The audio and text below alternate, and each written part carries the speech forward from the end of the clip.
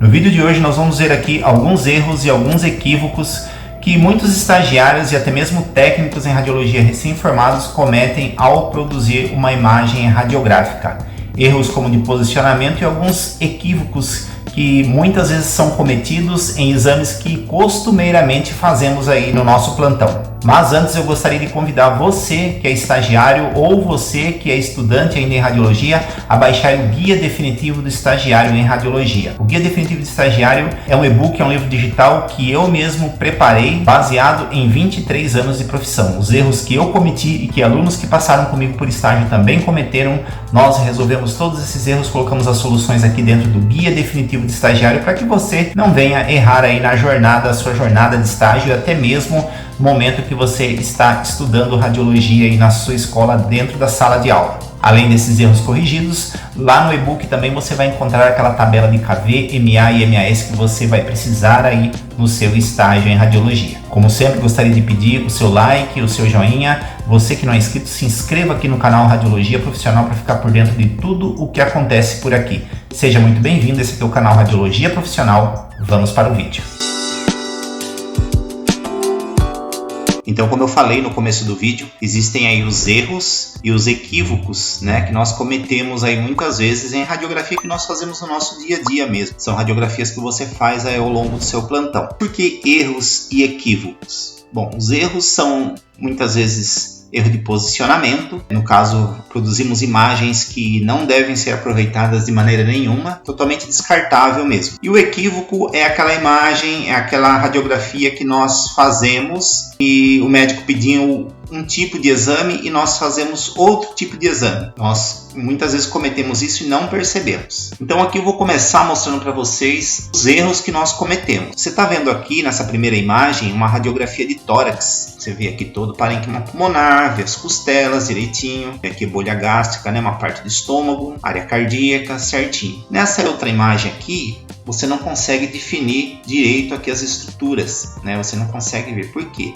É um exame que ele está totalmente respirado, mexido, né? O paciente se mexeu aqui, o paciente respirou no momento, então sai um exame totalmente errado, tá? Um exame que é um exame descartável. Esse exame aqui não vai servir para nada, né? Então, um exame que nós não podemos nunca mandar um exame desse aqui, um exame que não tem como recuperar isso aqui. E o que nós podemos fazer aí para melhorar essa imagem, para ele não ficar dessa maneira aqui? Muitas vezes nós fazemos uma radiografia, pedimos para o paciente respirar fundo e segurar o ar, né? Quando nós fazemos a exposição aí. Mas muitas vezes o paciente não entende direito o que a gente está falando, né? Não explica direito, muitas vezes não sabemos que é assim, muitas vezes o paciente está nervoso, nós falamos, parece que, né, o paciente não está entendendo, porque por causa do nervosismo muitas vezes. Nós falamos para ele respirar fundo e às vezes ele não entende, no momento que você está disparando ele está respirando. Já aconteceu de eu falar para o paciente respira fundo e segura o ar, ele começa a respirar e não para de respirar, inspirar e expirar, e pode acontecer de sair dessa maneira aqui, né? O exame totalmente mexido, totalmente respirado. É importante que a gente fale com calma,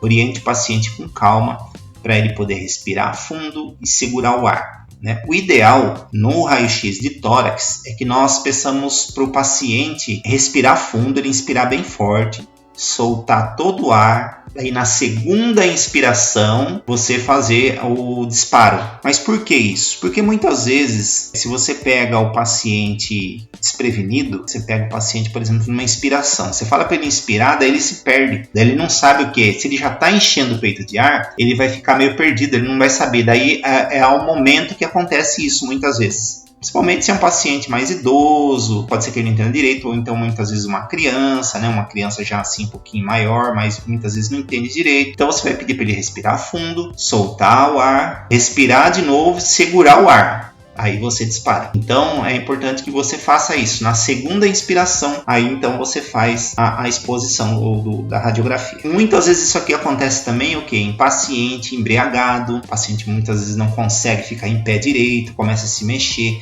Se é paciente que você não consegue explicar, ele não consegue, você vê que ele não vai entender mesmo, não tem esse domínio, então você pode fazer aqui o quê? Você pode mudar a sua técnica de exposição radiológica, até mesmo que você está acostumada, né? Nesse caso, para tirar esse movimento, que nós chamamos de movimento da imagem, você pode usar uma técnica com tempo baixo.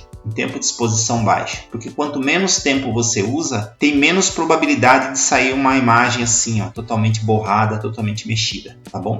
Então, no caso, você vai ter que aumentar o seu MA, diminuir o seu MAS, diminuir bastante o MAS e aumentar o KV. Ele possa sair da melhor maneira possível. Se é lógico, aqueles pacientes que você não consegue explicar, né? Muitas vezes você explica, mas ele não vai entender. Você sabe que ele não vai entender. Por exemplo, um paciente embriagado. Então, a melhor maneira de você fazer uma radiografia seria com um tempo de exposição baixo para não cometer esses erros aqui. Outro erro que nós vamos ver aqui, por exemplo, uma radiografia do fêmur. Muitas vezes fazer uma radiografia do fêmur, como o fêmur nós sabemos que é o maior osso do corpo humano, né? Ele é chamado osso longo, mas não porque ele é o maior osso, porque ele é típico de um osso longo. A classificação dele é como um osso longo. Muitas vezes fazemos o que? Nós fazemos aqui a parte do quadril, né? O trocânter maior, menor, pegando aqui, e aqui embaixo ele corta. Ou muitas vezes nós fazemos do joelho para cima e cortamos lá em cima a articulação coxofemoral. E o certo seria sair completo, como está aqui, ó. Mas aqui nós vemos que é um fêmur de uma criança, né? Dá para perceber que é de uma criança. Como nós percebemos como uma criança? Você vê aqui, ó, a epífise de crescimento aqui não está fechada ainda. Aqui, ó, na cabeça do fêmur, nós vemos isso aqui, ó, dá para perceber que é um osso de uma criança, é um osso ainda em formação. Essa criança ainda não cresceu suficientemente para ter um fêmur muito grande, né? Então coube aqui dentro do cassete ou do chassi, né, do seu receptor de imagem aí. Nesse caso aqui é de um adulto. Então, de um adulto, muitas vezes não vai mesmo caber, né? Então, o que nós fazemos? Nesse caso, é importante, se o paciente, lógico, o paciente está ali, tá bem e tal, é você conversar com o paciente, perguntar para ele onde que está doendo mais, onde mais dói, é em cima, é aqui na parte proximal, é na parte distal, onde que dói mais? Você pode fazer dessa maneira. Agora, se ele fala muitas vezes que é na parte proximal, é lógico que você vai fazer da articulação coxofemoral para baixo até onde pegar. Ou se ele fala que é perto do joelho aqui, se ele falar que é aqui na porção mais distal, então você vai pegar do joelho para cima. Na dúvida, muitas vezes ele fala, dói a perna inteira, dói tudo. Muitas vezes, né, o paciente fala assim, dói tudo. Então você vai fazer aqui do coxofemoral para baixo, onde pegar.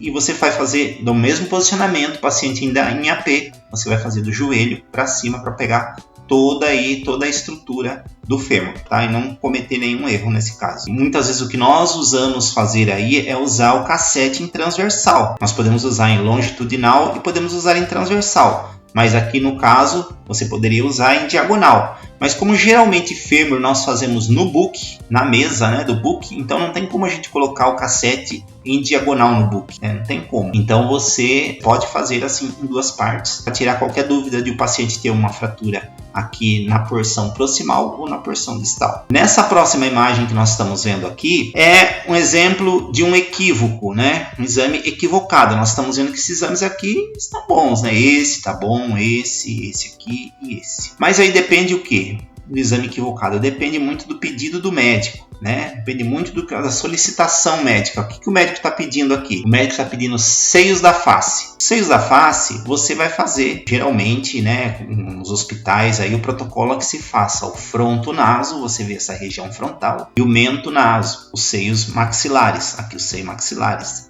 E aqui o seio frontal. Esse seria um raio-x para seios da face. Só que muitas vezes o médico pede face. O médico pede face, aí você faz esse aqui, você faz esse aqui. Só que pode estar equivocado esse tipo de exame. Se o paciente, por exemplo, tem uma fratura aqui de arco zigomático, muitas vezes você não vai ver. Não vai aparecer porque você está fazendo só em posição PA, geralmente. Então, não vai aparecer muitas vezes algumas fraturas. Você está fazendo aqui frontal. Se o paciente tem uma fratura no osso nasal, muitas vezes aqui não aparece. Lógico, o médico olhando com detalhe, ele pode até perceber, mas ele não vai ver com clareza essa fratura. E nem aqui também uma fratura de arco zigomático. Nessa outra imagem aqui, já é uma imagem para trauma, né? Uma imagem de face para trauma.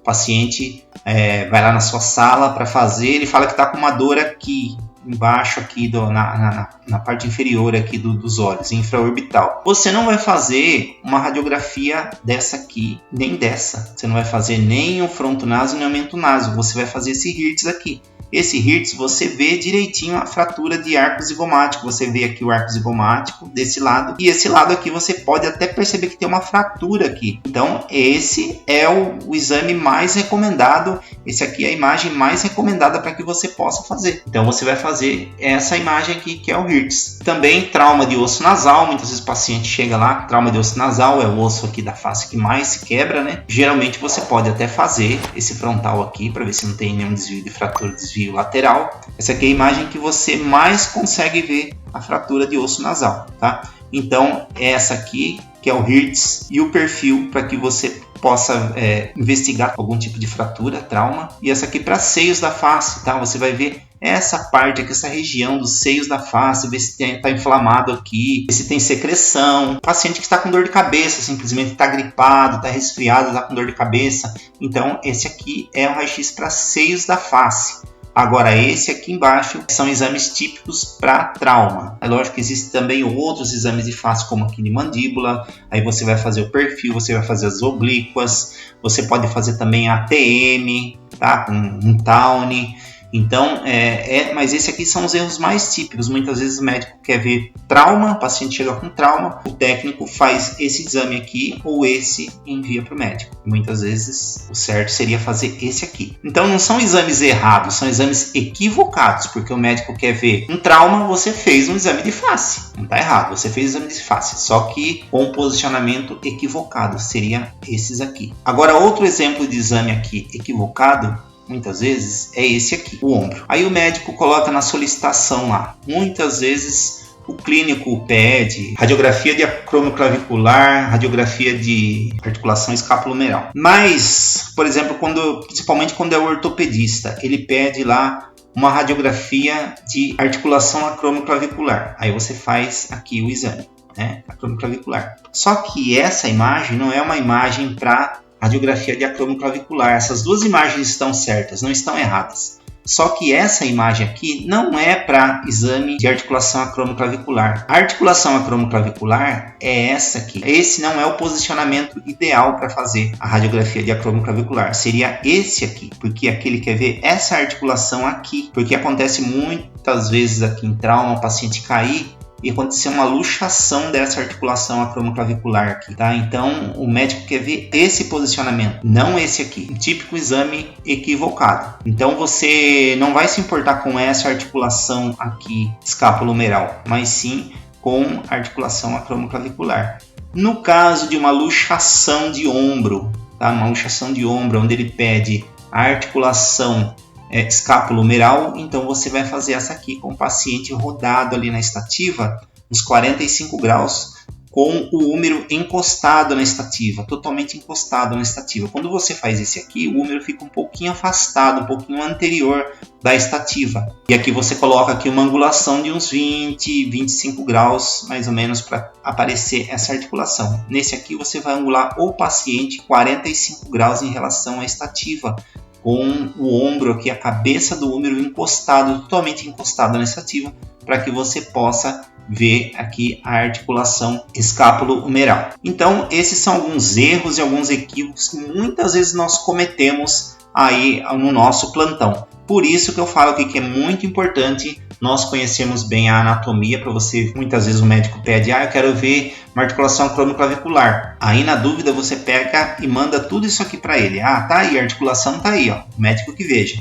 Mas não é assim. É importante você saber na anatomia que essa aqui é a articulação acromioclavicular e essa aqui é a articulação escapulo-humeral. Então, se o médico pedir escapulo-humeral, eu vou fazer essa. Se ele pediu acromioclavicular, eu vou fazer essa aqui. É essencial que você saiba isso. E o posicionamento também. E como você vai posicionar. Tanto essa radiografia aqui como aquela da face que eu mostrei agora para você.